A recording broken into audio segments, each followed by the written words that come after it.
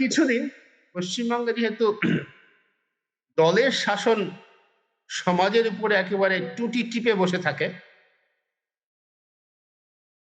এটা বাম আমলের শেষ দিক থেকে প্রবলভাবে এসেছিল। তৃণমূল এটাকে অতি উচ্চতর শিল্পের পর্যায়ে নিয়ে গেছিল, যে সমাজের উপরে দলের শাসন টুটি টিপে বসে থাকে। তৃণমূলের যেটা সব থেকে বড় দুর্বলতা, যেটা এখন আর বেশি করে প্রকাশ পাচ্ছে, সেটা হচ্ছে এই দলটা হয়ে পড়েছিল পুলিশ এবং আমলাতন্ত্রের উপর নির্ভরশীল। এ বিষয়ে তৃণমূল কংগ্রেসকে বা তাদের নেতৃত্বকে খুব সম্ভবত সঠিক পরামর্শ দেওয়ার লোকের অভাব ছিল। আমরা যেটা দেখতাম যে রাজনৈতিক নেতৃত্বের বদলে রাজনৈতিক নেতাদের জায়গায় প্রশাসনে সর্বোচ্চ গুরুত্ব পাচ্ছেন আমলারা। তারাই সবকিছু সিদ্ধান্ত নিচ্ছেন। মন্ত্রীরা কার্যত কাঠের পুতুলে পর্যবেসিত হচ্ছেন। পুলিশের উপর অত্যন্ত নির্ভরতা। এ সমস্ত কিছু মাসুল রাজনৈতিকভাবে তৃণমূল কংগ্রেসকে দিতে হয়েছে। যদিও একই সঙ্গে এক নিঃশ্বাসে আমি প্রত্যেকবারই বলে যাব যে পশ্চিমবঙ্গের এবারের নির্বাচনে যেভাবে এসআইআর করা হয়েছে, যেভাবে অন্তত ২৭ লক্ষ মানুষকে ভোটাধিকার থেকে বঞ্চিত করা হয়েছে, তার ফলে এই নির্বাচনটার বৈধতা নিয়েই সংশয় আছে। এখন এই বঞ্চিত ভোটারদের হয়ে যারা পথে নামবেন, তারা নিশ্চয়ই আগামী দিনে রাজনৈতিক ডিভিডেন্ড পাবেন।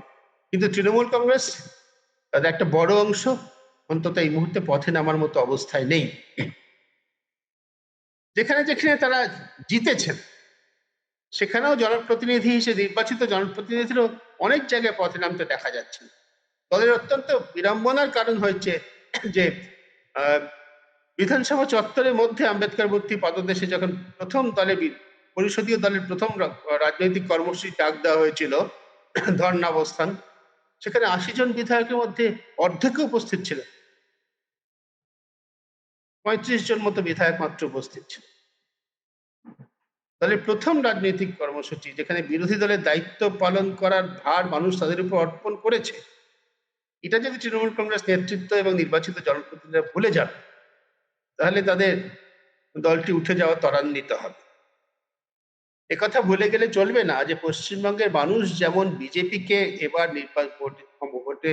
ভোট দিয়ে ক্ষমতা এনেছে, ঠিক তেমনি তৃণমূল কংগ্রেসের উপর বিরোধী দলের দায়িত্ব পালন করার ভার অর্পণ করেছে। সংসদীয় রাজনীতিতে এটা খুব গুরুত্বপূর্ণ কথা।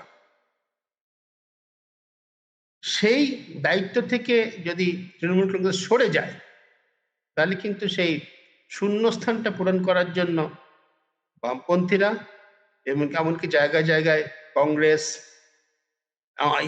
আইএসএফ, এমনকি আমজনতা উন্নয়ন পার্টি, এরকম পার্টি মুখিয়ে আছে। এবারে ভোটে ফলাফলে তো একটা জিনিস পরিষ্কার হয়ে গিয়েছে যে মুসলিম উইমেন, মহিলা মুসলিম, এই দুইটি যে এই দুটি ময়ের সমর্থনই মমতা ব্যানার্জি পুরোপুরি পাননি, অনেকটা হারিয়েছেন। মহিলাদের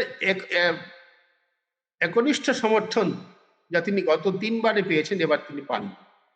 এবং মুসলিম ভোটে ভাগ হয়েছে, তা নাহলে আমজনতা উন্নয়ন পার্টির মতো সেদিনের ভুইফোর পার্টি তারা দুটো আসন জিততে পারেন।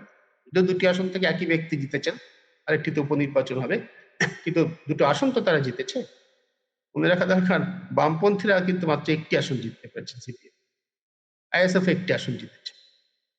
তৃণমূল কংগ্রেসের যে কথাগুলো বলছিলাম, যে কংগ্রেস থেকে ভেঙে আসা দল হিসেবে তৃণমূল কংগ্রেসের সাফল্য কিন্তু চোখে পড়ার মতো।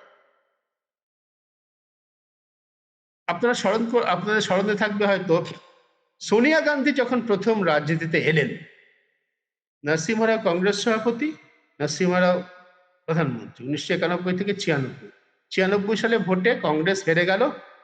ইউনাইটেড ফ্রন্ট, প্রথমে বাজপেয়ী সরকার 13 দিনের সরকার গঠন হলো, তারপরে এইচ.ডি. দেবেগৌড়ার নেতৃত্বে ইউনাইটেড ফ্রন্ট গভর্নমেন্ট সরকার গঠন হলো।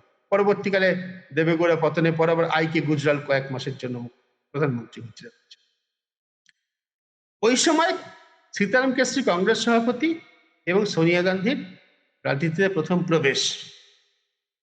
সোনিয়া গান্ধী কংগ্রেস সভাপতি হলে তিনি দেশে প্রধানমন্ত্রী হতে পারবেন কিনা, এই প্রশ্নে তখন কংগ্রেসের সিনিয়র লিডাররা কয়েকজন বিদ্রোহ করেছিলেন। কে কে? মেঘালয়ের পূর্ণ সাংমা, যিনি ওই বিদায়ী লোকসভার স্পিকার ছিলেন, ইউনাইটেড ফ্রন্ট গভর্নমেন্টের আমলে তিনি লোকসভা স্পিকার ছিলেন, তিনি, বিহারের তারিক আনোয়ার নামে তরুণ এবং জনপ্রিয় তখনকার নেতা এবং এখনো রাজনীতিতে খুবই সক্রিয় শরদ পাওয়ার, মহারাষ্ট্রের স্ট্রংম্যান যাকে বলা হতো, তারা গঠন করলেন তার প্রতিবাদে, সোনিয়া গান্ধীর নেতৃত্বে মানবেন না বলে তার প্রতিবাদে তারা এনসিপি গঠন করলেন। এনসিপি ন্যাশনালিস্ট কংগ্রেস পার্টি, তারা কিন্তু ওই মহারাষ্ট্রে শরদ পাওয়ারের প্রভাবে আঞ্চলিক সাফল্য পেয়েছে, আংশিক সাফল্য পেয়েছে বলবো, কিন্তু তারপরেও তারা কি সাফল্য ধরে রাখতে পারেনি। তাদের অন্য দলের সঙ্গে হাত মিলাতে হয়েছে নানা সময়। এখন তো তারপরে অজিত পাওয়ার গোষ্ঠী, শরদ পাওয়ারও বয়স হয়ে গিয়েছে, এই দলটি প্রায় প্রাসঙ্গিকতা হারাতে বসছে। মহারাষ্ট্র অস্মিতা কেন্দ্রিক আরেকটি দল, একসময় প্রবল প্রতাপশালী মারাঠি অস্মিতা কেন্দ্রিক দল বাল ঠাকরে পার্টি। নবনির্মাণ সেনা করলেন তার বাল ঠাকরে ভাইপো রাজ ঠাকরে ভেঙে উদ্ধব ঠাকরে মূল দলটা নেতৃত্ব দিলেন, একনাথ শিন্ডে বেরিয়ে এলেন, তাকে বিজেপি ভাঙিয়ে নিল। দেখা গেল যে বিজেপি জুনিয়র পার্টনার হিসেবে শুরু করে আস্তে আস্তে সিনিয়র পার্টনার সে দলটিকে খেয়ে ফেলল। ঠিক একই জিনিস কিন্তু বিহারেও হয়েছে। বিহারে এতদিন পরে নীতিশ কুমারের অসুস্থতা বার্ধক্যের পরে তাকে রাজ্যসভাতে পাঠিয়ে দিয়ে এতদিন পরে বিহারে প্রথম বিজেপির মুখ্যমন্ত্রী হয়েছেন সম্রাট চৌধুরী। এখানেও কিন্তু বিজেপি জুনিয়র পার্টনার হিসেবে শুরু করে ধীরে ধীরে ধীরে ধীরে ধীরে ধীরে বহু বছর ধরে 10-15 বছর ধরে চেষ্টা করে সিনিয়র পার্টনারকে জুনিয়রে পরিণত করেছে। আকালি দলের ক্ষেত্রে এই প্রচেষ্টাটা যখন হয়েছিল তখনই তার প্রতিবাদ করে এবং দু দলের সম্পর্ক ভেঙে যায়। সুতরাং বিজেপির যে এই যে ইতিহাস, দীর্ঘমেয়াদী রাজনীতি, সুপরিকল্পিতভাবে একজনের জুনিয়র পার্টনার হিসেবে রাজনীতি শুরু করা, তারপর ধীরে ধীরে তাদের গ্রাস করে সিনিয়র পার্টনারে পরিণত হওয়া, এই ইতিহাস রয়েছে।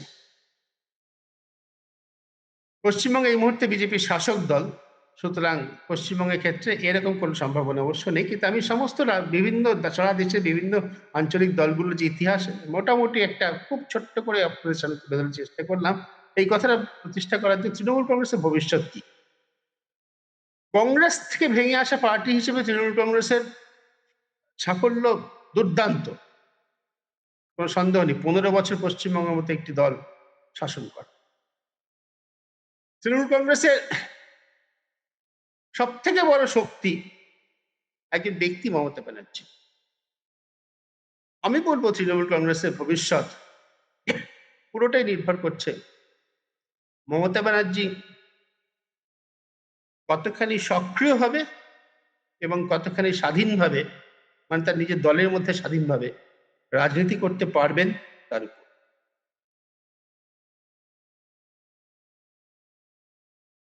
কংগ্রেস থেকে ভেঙে আসা দল, ব্যক্তিকেন্দ্রিক দল, পশ্চিমবাংলার দল, এই তিনটে তৃণমূল কংগ্রেসের চরিত্রের কথা মাথায় রেখেই বলছি, এই ফ্যাক্টরটি সব থেকে গুরুত্বপূর্ণ। উপদেষ্টা সংস্থা নির্ভর রাজনীতি করতে গিয়ে তৃণমূল কংগ্রেস ডুবেছে। আর ডুবার একমাত্র কারণ নিশ্চয়ই সেটা নয়, কিন্তু রাজনৈতিকভাবে সংগঠন হিসেবে যে দুর্বল হয়ে পড়েছিল সেটা বোঝাই গেল যে ভোটের 10 দিন আগে যখন আইপ্যাক ঘোষণা করলো যে তারা পশ্চিমবঙ্গ থেকে কাজকর্ম গুটিয়ে নিচ্ছে, তারপরে তৃণমূল কংগ্রেস বলেছিল যে দলের পক্ষ থেকে বিবৃতি দিয়ে বলা হচ্ছে না তারা গুটাচ্ছে না, কাজকর্ম করছে, কিন্তু আইপ্যাক নিজেরা কিছু বলেনি। পরবর্তীকালে ভোটের পর দেখাই গেল, ভোটের সময় দেখা গেল যে আইপ্যাক কিন্তু কিছু করেনি। আসলে ব্যক্তিগতভাবে কিছু মানুষজন যারা রাজনৈতিক মতাদর্শের কারণে বা কোনো কারণে, বিশেষ কোনো ব্যক্তিগত কারণে কাজ করছেন, তাদের কথা আলাদা। অধিকাংশই কাজ করেননি, প্রতিষ্ঠান হিসেবে কাজ করেনি। এই নির্ভরতা থেকে তৃণমূল কংগ্রেস কি বেরিয়ে আসতে পারবে? তৃণমূল কংগ্রেসের ভবিষ্যৎ নির্ধারণের ক্ষেত্রে এটা একটি বড় প্রশ্ন। পশ্চিমবঙ্গ কেন্দ্রিক চরিত্র যা তৃণমূল কংগ্রেসকে এতদিন ডিভিডেন্ড দিয়েছে, সেটা তৃণমূল কংগ্রেস অবশ্যই নিজের অস্তিত্ব টিকিয়ে রাখতে গেলে ধরে রাখতে হবে।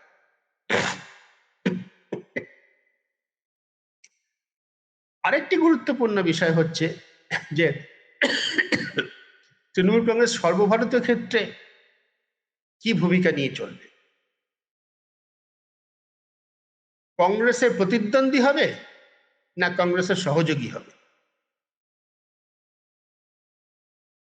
একথা সত্যি যে সর্বভারতীয় রাজনীতিতে মমতা ব্যানার্জির যা বায়োডাটা রয়েছে, যা সিভি রয়েছে যাকে বলে, তার তুলনা হতে পারে একমাত্র নরেন্দ্র মোদীর সঙ্গে। 40 বছর আগে তিনি প্রথম সাংসদ হয়েছেন, 7 বারের সাংসদ, বিভিন্ন কেন্দ্রীয় মন্ত্রিসভা মন্ত্রী, 15 বছর পশ্চিমবঙ্গের মতো একটা বড় রাজ্যের মুখ্যমন্ত্রী, মহিলা, এবং যে পরিচয়টা উত্তরপ্রদেশের নির্বাচনে হয়তো কেন্দ্র করে আরেকটু সামনে আসবে, ব্রাহ্মণ কন্যা, এইগুলিকে আগামী দিনের রাজনীতিতে, তার এই সত্তাগুলিকে আগামী দিনের রাজনীতিতে আরো বেশি করে সম্ভবত ব্যবহার হতে দেখবো আমরা। অখিলেশ যাদবের উত্তরপ্রদেশ থেকে এসে, মমতা ব্যানার্জি হারার পরের দিনই উত্তরপ্রদেশ থেকে কলকাতায় এসে তার সঙ্গে দেখা করে যাওয়া যথেষ্ট তাৎপর্যপূর্ণ। উত্তরপ্রদেশের রাজনীতিতে আমরা জানি যে যোগী আদিত্যনাথের এখন অবস্থান হচ্ছে তিনি ব্রাহ্মণ গোষ্ঠী বিরোধী এবং ব্রাহ্মণ লবি যারা উপেক্ষিত বলে মনে করছে, যারা সংখ্যায় খুব কম কিন্তু প্রতিপত্তিতে মোটেই কম নয়, তারা জোটবদ্ধ হয়েছে উত্তরপ্রদেশে, আলাদা করে বৈঠক করেছে। তাদের দমন করার জন্য বিজেপি কেন্দ্রীয় নেতৃত্বকে হস্তক্ষেপ করতে হয়েছে। এ সমস্ত রাজনৈতিক বাস্তব। আগামী দিনে আমরা জানি না এই পরিচয়, এই সত্তাটি কতখানি মমতা ব্যানার্জি ব্যবহার করবে। তার উপরে তৃণমূল কংগ্রেসের টিকে থাকা অনেকটা নির্ভর করছে। কিন্তু সর্বভারতীয় রাজনীতিতে কি হবে? মমতা ব্যানার্জিকে রাহুল গান্ধী প্রতিদ্বন্দ্বী হয়ে উঠবেন নাকি সহযোগী হবেন? আমার কাছে রাজনৈতিক দিক থেকে এটা হচ্ছে সব থেকে গুরুত্বপূর্ণ প্রশ্ন। যদি তিনি কংগ্রেসের সহযোগী হন, তাহলে পশ্চিমবঙ্গে তাকে কংগ্রেসকে জায়গা ছাড়তে হবে। তা নাহলে কংগ্রেসই বা কেন তাকে সহযোগী হিসেবে গ্রহণ। আবার যদি তিনি প্রতিদ্বন্দ্বী হন, তাহলে পশ্চিমবঙ্গে জায়গা না ছাড়লে তিনি কিন্তু সর্বভারতীয় ক্ষেত্রে কংগ্রেসের সঙ্গে চলা তার পক্ষে দুষ্কর হবে। যখন মমতা ব্যানার্জি আলাদা করে সরকার চালাচ্ছেন পশ্চিমবঙ্গে, কংগ্রেস দিল্লিতে ক্ষমতায় নেই কিন্তু বিজেপি ক্ষমতায় আছে, তখন নানা কারণে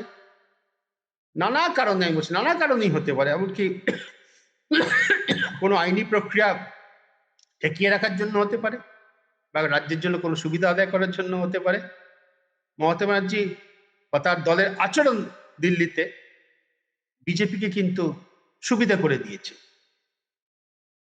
যেখানে সংসদে উপস্থিত থেকে বিজেপির বিরুদ্ধে ভোট দিলে বিজেপির অসুবিধা হতো, সেখানে কিন্তু মুখে বিরোধিতা করে তৃণমূল কংগ্রেস অতীতে ওয়াকআউট করে চলে এসেছে। এখন পশ্চিমবঙ্গে বিজেপি এবং তৃণমূল একেবারে মুখোমুখি দাঁড়িয়ে।